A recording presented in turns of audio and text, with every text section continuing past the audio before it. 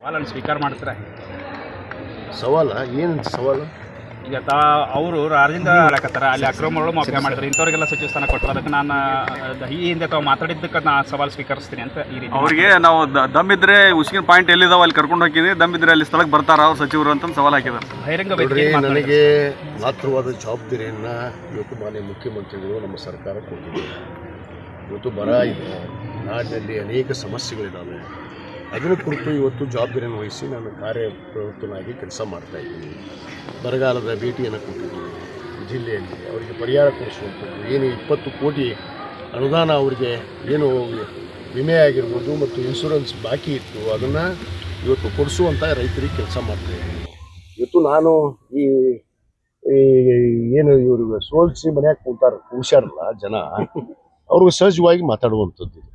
ಅದಕ್ಕೆ ಅವ್ರಿಗೆ ಪದೇ ಪದೇ ನಾವು ಉತ್ತರ ಕೊಡೋಕೆ ಹೋಗೋದಿಲ್ಲ. ಯಾಕಂದರೆ ಈಗಾಗಲೇ ನಿರ್ಧಾರ ಮಾಡಿದ್ದೀನಿ, ನಾನು ಎಲ್ಲವನ್ನ ತ್ಯಾಗ ಮಾಡಿ ನನ್ನ ಗುರಿ ಏನು, ರೈತರು, ಈ ನಾಡಿನ ಜನತೆ, ಎಲ್ಲ ಸಮುದಾಯಕ್ಕೂ ಕೂಡ ನ್ಯಾಯವನ್ನು ಒದಗಿಸಬೇಕು ಅನ್ನೋದು ನಮ್ಮ ಗುರಿ, ನಮ್ಮ ಮುಖ್ಯಮಂತ್ರಿಗಳು.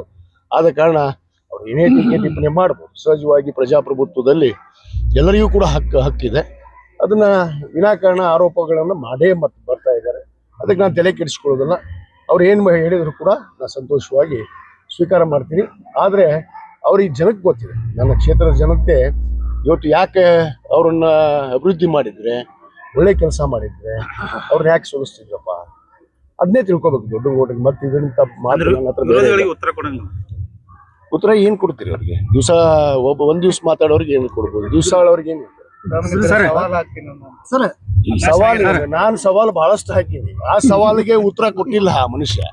ಉಸ್ಕಿನ ಪಾಯಿಂಟಿಗೆ ಕರೆಯೋದು ಸವಾಲು ಅಲ್ಲ ಸರ್. ಈಗ ಎಲ್ಲಿ ಜನರ ಮಧ್ಯೆ ಬಂದು ಉತ್ತರ ಕೊಡ್ಬೇಕು ನಾವು ಜನಪ್ರತಿನಿಧಿಗಳು. ಉಸ್ಕಿನ ಪಾಯಿಂಟ್ನಾಗ ಹೋಗಿ ಉತ್ತರ ಕೊಡೋದಲ್ಲ. ಅದನ್ನ ನಾನು ಹೇಳ್ತೀನಿ ವಿವರವಾಗಿ, ಇನ್ನೂ ಬೇಕಾದ ಸಂದರ್ಭ